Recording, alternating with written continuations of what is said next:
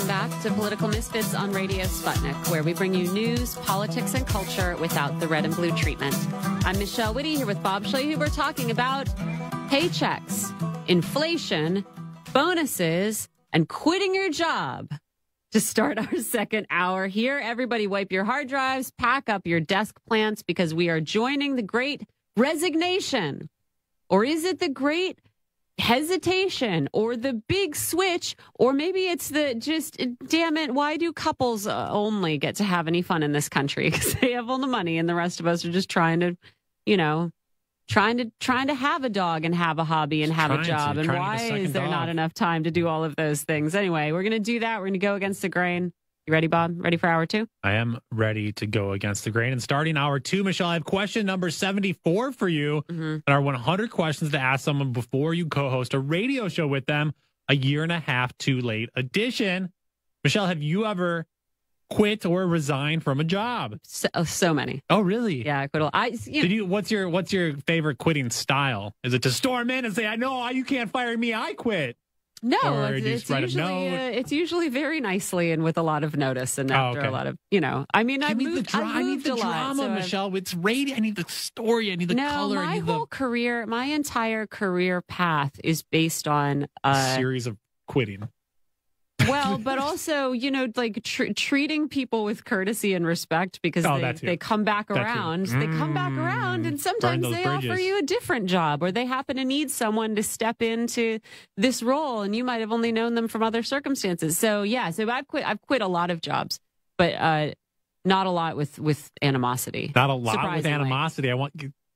So one with animosity? I'm trying to think of one. I am trying to come up with one. I haven't quit that many jobs, I think. I did quit a job a few years ago. Mosaic Theater, shout out to the organization. The artistic director, though. And it only hurts me because I learned a lot from them. Then you're like, oh, wow. But they got offered to resign kind of situation. But had a complete meltdown after the Black Lives Matter protest last year, because Black theater was putting a lot of pressure on white, older artistic directors that were men. He felt targeted. Oh my gosh. And he flipped out and was like, this is no way to improve race relations. We need a dialogue together. And Black people are like, yeah, but you've been talking and been the boss for years, just talking at us. Now it's our time to talk back because you want a dialogue. And he just melted down. But for the last year and a half or so, I really came up to and had to work with the liberals that I consider possibly the larger problem in our society than conservatives. Thank you, Dr. King, for teaching us about the moderate white in your letter from the Birmingham jail. And have to work with somebody like that here in Washington, D.C. Again, people like him on the older generation of liberals thought of themselves as the far left, and they thought they were like the counter to conservatives. And now there's younger folks that are like, yeah, but, and all of his art was framed about how to bring liberals and conservatives together. That's like all he wanted to talk about. And I came up, butted heads with it. And I'm saying, look, conservatives don't want to talk to you, and you're talking down to these people. There is no actual learning about conservatives and actually listening. Liberals just want to lecture. No liberal wants to talk to a conservative or a Trump voter. They want to lecture them. I said, talk to the left. There's a left out there. Yeah. But in his mind, as that liberal from the Cold War era, he was the liberal. He was the far left. And I had to quit, Michelle. That's I got to say, Bob, publicly airing grievances. I waited. Not in the advice that the Washington Post gives us that we're going to get into later for quitting your job. So no, it's okay. The New York Times and Washington Post did plenty of grievance airing before I just gave my comments 6 months after the fact. So I feel okay about it. I think you're fine. Shout out. Mosaic Theater, great stuff, though. I saw a play there a few weeks ago. Check it out. Or not. Just whatever you want to do. Absolutely, Bob. Because you're too busy checking out our next guest. That's right. Steve Grumbine, founder and CEO of the nonprofits Real Progressives and Real Progress in Action, and the host of the podcast Macro and Cheese, working hard, never quitting. My guy, Steve Grumbine, how you doing today? I am doing good. Thank you so much for the intro. How are you both doing? We're good. Obviously, we all want to know here. Question 74 for you, Steve Grumbine. Have you ever quit a job? Yeah. Okay. Yes, I have. Any good stories? Any public grievances you would like to air? Nah, they were always, lately, I got to be honest with you, lately it's been more the other way around, simply because the work is typically contract work.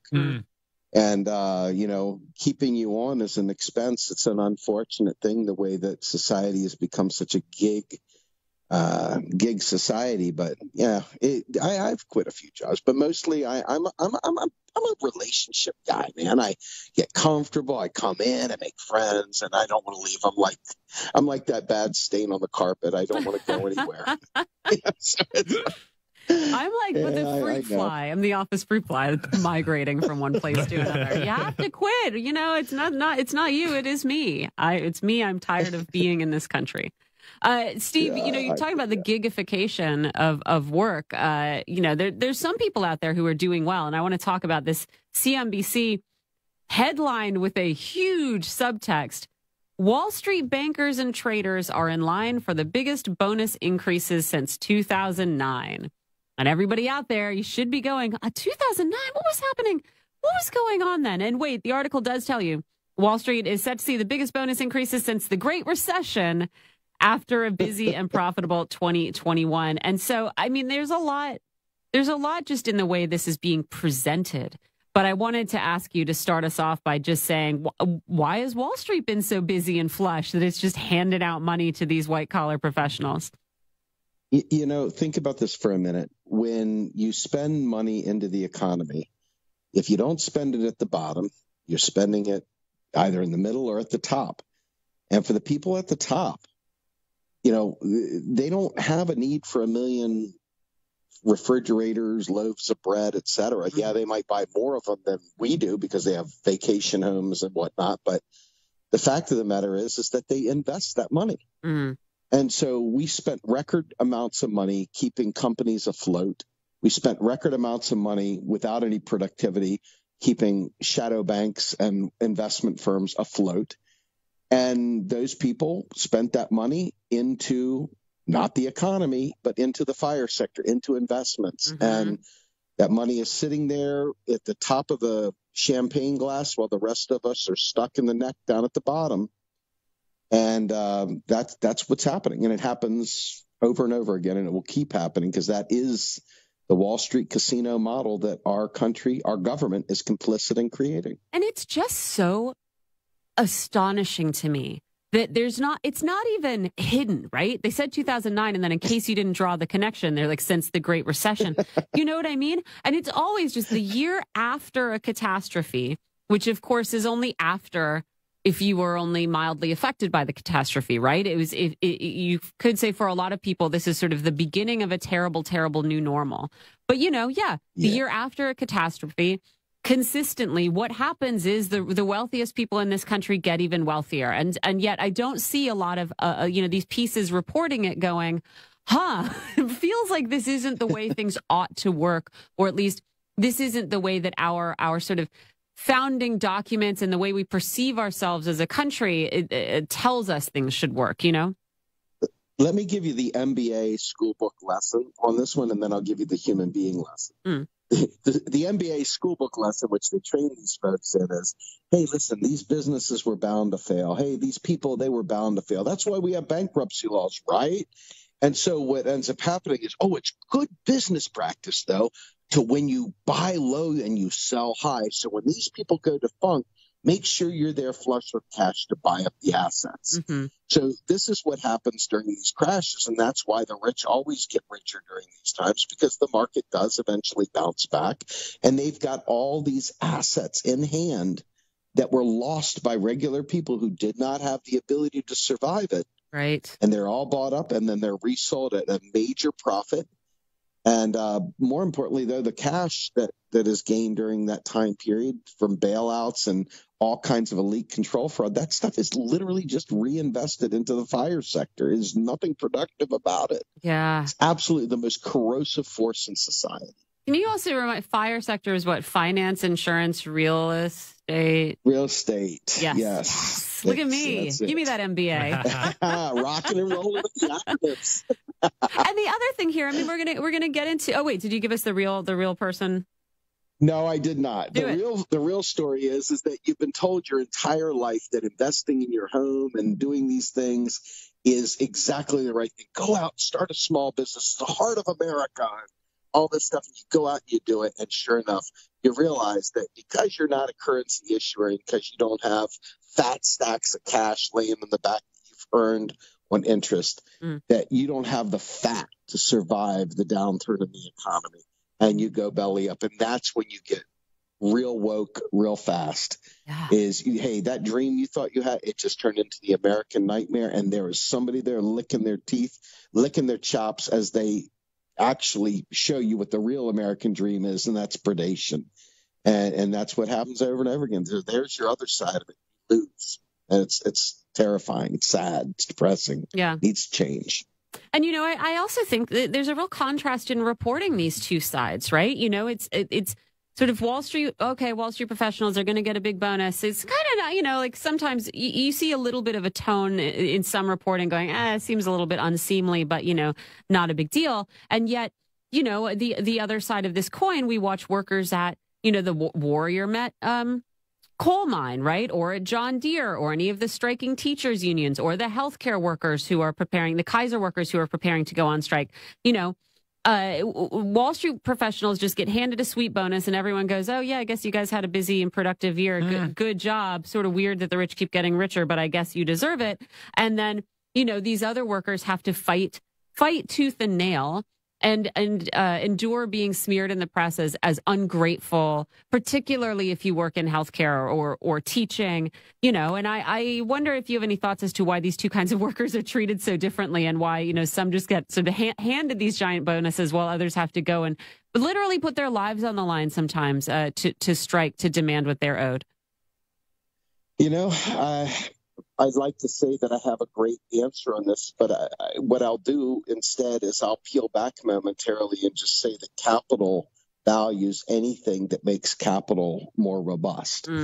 And so Wall Street bankers and investors make capital far more robust. But I want you to take a step back for a minute and step out and zoom out of the U.S. and take a look at the big blue ball and think about this for just a minute. The IMF goes into every country that is, quote unquote, a third world country or a struggling economy, et cetera, offers them sweetheart deals to help build their economy back, to help save them. The trade-off when they accept this is what they call structural adjustments, aka opening up all forms of commerce, taking away any protections, liberalizing all trade, and privatizing everything. And they are forbidden to go bankrupt. Well, this is the large scale. This is what we're doing around the world.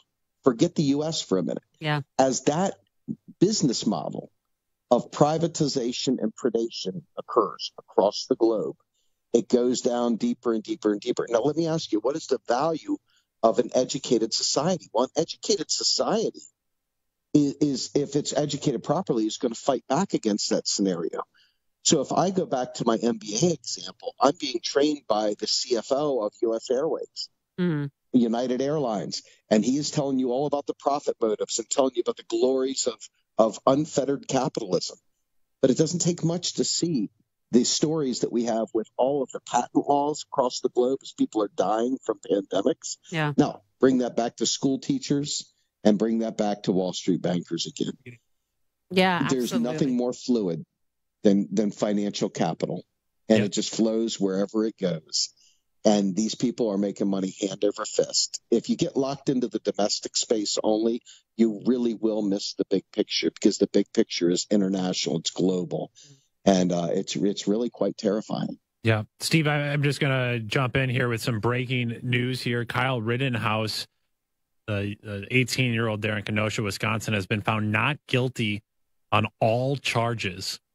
Not guilty on all charges for Kyle Rittenhouse here. The fourth day of deliberations, they have come back.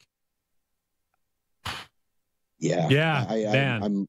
I wish I could say I'm gobsmacked. I wish I could say I'm blown away. But the fact of the matter is that it didn't take much of anything to realize this. This is the same thing that happens with cops. I mean, the video evidence from that thing, the videos of watching people kicking him and stuff like that. I'm completely on the side of the prosecution, by the way, on this. But watching that, it's kind of hard unless you've got ready answers for why this guy shouldn't have defended himself. Now, you could easily say he shouldn't have been there to begin with. Shouldn't have been there with the gun. Shouldn't have been there illegally the way he did. Shouldn't have been a minor carrying guns. Mom should be in jail. I mean, the list is long. I think but the fact is, Video is damning. No, and Easy to see. I think that I think that's probably one of the right conclusions here. Is like, if you were going to, there are a lot of elements that go into how Kyle Rittenhouse ended up on the streets with that gun. And if you were going to find him guilty, you have to find a lot of these other systems guilty that we're not ready to, you know what I mean? Or these other circumstances that we're not ready to confront. Yeah. And I think that, I don't know. I mean, I'm not no, going to. I'm spot on. You know, it was the guilty, not guilty issue of what I think the Me Too movement has also ran into is our society. And again, I'm not going to have nothing nice to say about the mainstream media again on how they present these cases. But they present that justice or injustice and the future of the country hinges on this single particular Kyle Rittenhouse verdict. Right. And when we said if he was found guilty, people would celebrate. It was kind of the same thing after the Derek Chauvin guilty verdict in the killing of George Floyd. And you're just saying, like, people, like, this isn't how things change. Like, there's so many cases you'll never know about and so many smaller cases that we'll never hear about. And just because this one case, and the same thing for those who are fighting for justice, I hope people don't lose hope or don't lose momentum today, is because this one not guilty verdict, that shouldn't hinge and prevent the movement from moving forward either. And yet we make it so much about these individual stories and the individual case of Kyle Rittenhouse, and we don't want to confront, Steve, what you're saying, the broader macro issues that are really, I think, impeding this country on being a more equitable and fairer place. Yep.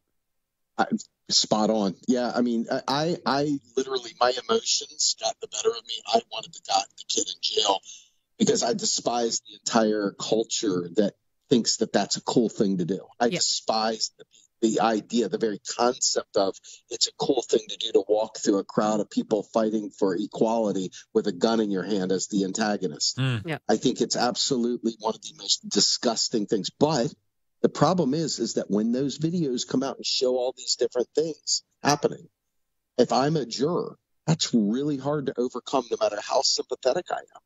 Yeah. And so I mean, this is a travesty of justice all the way around. This kid should be in jail, everything. But the fact is, circumstances, they didn't do a good job presenting the case, and they absolutely had real live footage that made it awful tough to make him look like he went out there just sniping. Yeah. And I think that's the really, really rough pill to swallow there. He should have never been there, et cetera. But you could say the same thing about... I mean, he shouldn't have been there. But yeah, I don't know that necessarily saying you go looking for trouble means that then specifically that you necessarily, if you find it, you cannot be described as having defended yourself. You know what I mean? And that was the legal thing. Yeah. I don't know. I'm stepping back. I'm not. No, I understand. And that is the legal thing. Pay close attention to this trial, but I don't know that you can say because someone went somewhere with intentions that you don't like, that then they don't find themselves in situations that a jury could plausibly describe as self-defense. And this is the shortcoming. I don't know. This is the shortcoming for me on addressing what the issue here, the larger macro stuff. The legal system is but a part of it. And the legal system, I don't want to critical race theory people here too much, but the race system, the judicial system is built in part around race and ownership and class. And when you think of the history of the Castle Doctrine, which is pulled from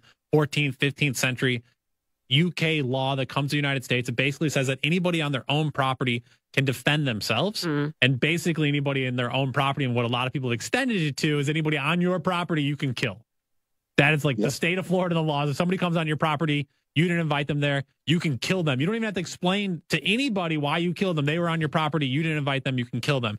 And what we saw with these stand your ground laws is that idea of the Castle Doctrine, which confines somebody's protection and their right to kill to their property, all of a sudden started following people when they left their homes. That's the stand your ground. You are allowed to stay in your spot because your physical space, you own it. It's your right. You can defend and you can kill somebody when you're in that space. But we've seen then, you actually see how that plays out. White people who claim stand your ground at a much higher rate than black people win cases that claim stand your ground.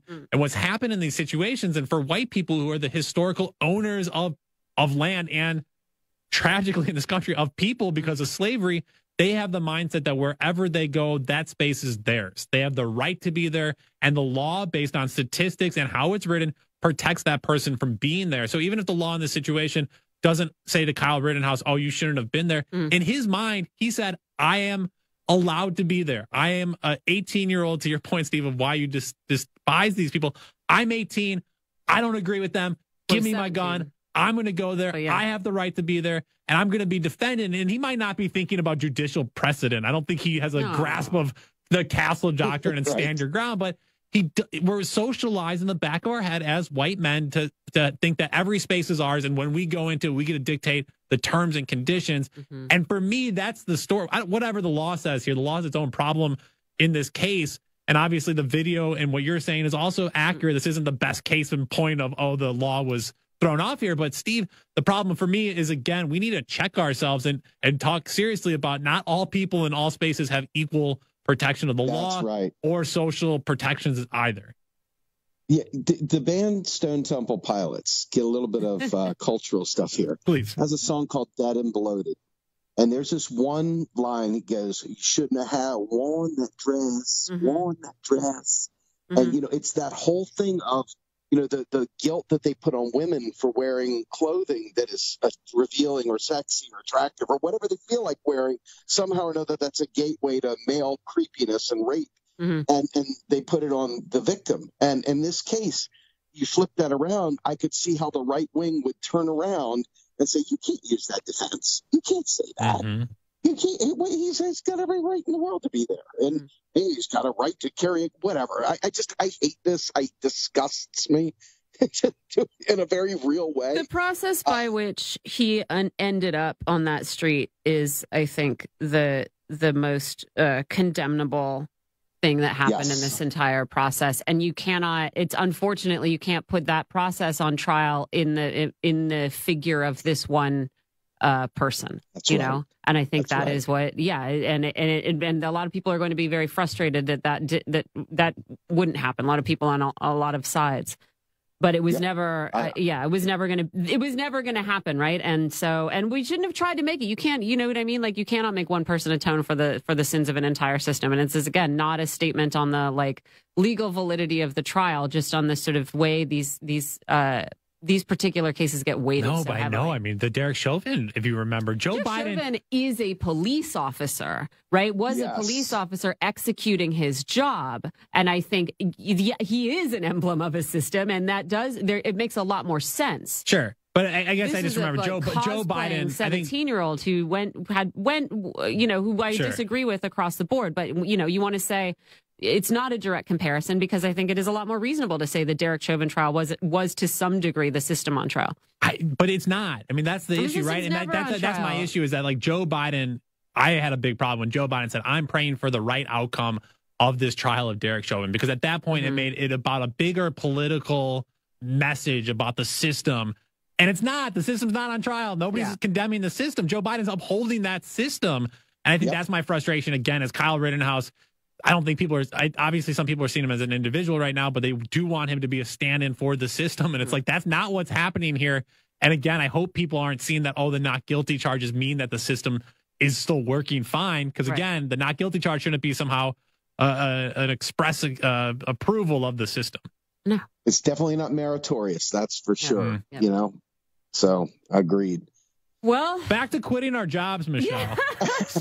Should we spend 5 more minutes talking about quitting our jobs? I'll ask Steve, do you want to talk about just this ridiculous advice in the Washington Post about quitting your job? Or are you more interested in talking about what is actually going on with this great resignation? I'll let you decide. Well, I think the Great Resignation is that, if I go out in my car and drive to and from a job, I'm paying $3.80 for a gallon of gas for regular unleaded. And I get there and I had to pay $1,600 to put my one kid in daycare while I worked. And simultaneously, I have to pay for the repairs that my car has now gone through. And now I've got to either hire someone to do my laundry and stuff while I'm gone at work, or the little bit of precious time I have with my kids, I'm going to be doing laundry and cleaning and everything else. So after a little while, people started saying, hey, there's got to be a better way. And I think that this pandemic allowed people to experiment with alternative ways of viewing their own lives. And not accepting garbage wages, not accepting bad situations, and making some different decisions. And I think you're seeing the results of that. I think you're also seeing the result of people who fundamentally found interests, things that they found to be more enjoyable than going to a job. What? And yeah, imagine that. And they figured out a way to make that work for them. Mm-hmm. And hats off to them for being able to be creative and make, take ownership of their own lives. I think the perfect storm of a pandemic, very, very light support from our federal government and people having to decide, do I really want to enter back into what I was before, or am I good with this new thing? I mean, less is more. And, I think a lot of people chose that, families pooling their money together, families pooling their resources together, families saying, I'd rather be free and poor than rich and absolutely hating my life.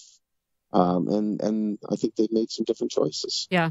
Yeah. And, it's like I had been sort of chuckling at the 4.4 million people quitting their jobs in September, as this report in Market Watch says that the quit rate is being accompanied by an uptrend in hiring. So you can also see this as people, either finding new ways to live that include quitting a job and not getting a new one, or they're moving to another job. They're being slow to return to the workforce. The other thing I forgot to give you this as an option, Steve, but I'm going to impress it upon you because I'm very curious your thoughts.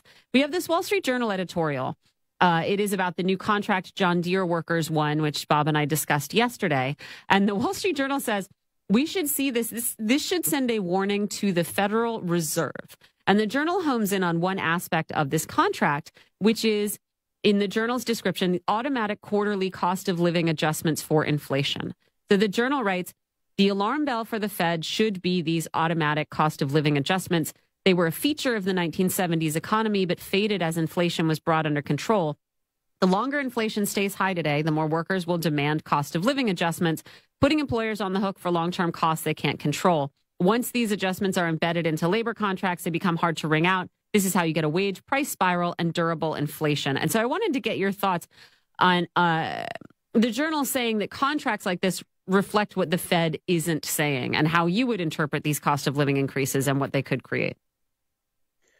We used to always have COLAs built into our contracts, and that's standard language that was there in the 80s and 90s. And, I'm sure it was before and et cetera, but we haven't seen any cost of living increases, and we've had a absolute stagnant wage for forever. Mm-hmm. And as a result of that, it's not just inflation. I mean, people want to thrive. People want to be able to have some savings. People want to be able, and by doing things the way the Fed did them, and by our neoliberal approach to keeping wages down as we maximize shareholder and CEO profit, I think that relationship has become so disproportionate that it's a necessity regardless of inflation. Now, I will tell you, as far as inflation goes, I think it's kind of hilarious because we've only been coming out of the pandemic here, for a couple months. And, unlike, your stove, which you can just flip a button on and it gets warm after a couple minutes, or even your car heater, car starts up, maybe takes 2 minutes for your car to start getting warm. Kickstarting an economy on the global scale, including all the different components for, semiconductors and everything else that makes our world the way it is, the things that we need. It takes a lot to jumpstart those back into production. It takes a lot to get the lumber industry back to pumping out wood to build houses. It takes a lot to do all the different things that we're up against, And so this is a natural. I can't imagine anybody being so dense as to not you all, of course, present company not included. Right. But I can't believe that the average person doesn't realize that in the absence of production, in the absence of factories firing up and people being in the factories and doing the work and shipping the stuff and having enough people at the shipping yards and enough cranes to pull stuff off boats and on and on and on, that is going to create delays, and by extension, it's going to create scarcity, and by extension, it's going to create inflation. There's additional costs for every day I'm sitting in a port that I can't unload my ship. That's costing me money. Well, I'm passing that money on to somebody. Somebody's going to pay that price, okay? And you do that across every industry. and across especially all the things that are real resource based, farming, agriculture, talking about Steve, we're losing you a little bit. Oh, I'm so sorry. There we go. Can you hear me okay? Yeah, that's better. Any of these things that are slowed down, it's going to take time to get them back to the levels that will meet the demand that's in the economy. And so, this is naturally what's happening. I don't believe this is permanent. I do believe this is temporary. But even if it's not temporary, just remember, inflation's not always a bad thing. Inflation is somebody else's income. The accounting identity is one person's spending is always another person's income. So the question becomes, where's the original spending going? If it's going to the regular people, then inflation is not the worst thing ever. If it's going straight to the top and then the people are left to stagnate and pay higher prices, that's a totally different thing. And that's what we've been seeing a lot more of lately, is the regular people bearing the brunt of these production slowdowns, and the Wall Street and the businesses making money hand over fist. As you talk about record profits, of course they're making record profits. And I think that this is where the spotlight needs to be. This is right where the spotlight needs to be. Absolutely. Steve Grumbine, always a delight to talk to you. Tell our listeners where they can find out more about Real Progressives, Real Progress in Action, Macro and Cheese, and the new Untouchables. Yes, please come to our website, realprogressives.org. Go to our media drop-down, one of the drop-downs on our contents, table of contents, and you will find Macro and Cheese, the new Untouchables, and all of our media shows there. Also find us on YouTube. Real Progress in Action is where the bulk of our work is. And of course, please, by all means, check me out on Twitter. It's SD Grumbine, and Real Progress US. And that's where you find us. All right. Thanks so much, Steve. Have a great weekend. Thank you for joining us. Yes, you too. Bye-bye. You're listening to Political Misfits on Radio Sputnik. We're live in D.C., and we'll be right back.